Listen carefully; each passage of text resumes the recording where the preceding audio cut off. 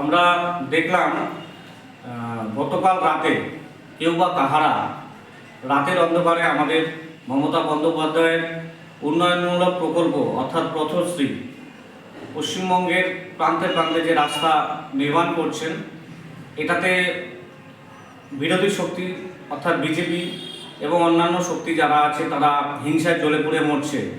তাই রাতের অন্ধকারে লক্ষ্য করছি 10 নম্বর ওয়ার্ডের দেশবন্ধুপাড়া এলাকায় পথশ্রী প্রকল্পে দুটি রাস্তা নির্মাণ হয়েছে এবং সেখানে পোস্টার দেওয়া হয়েছে সরকারের পক্ষ থেকে।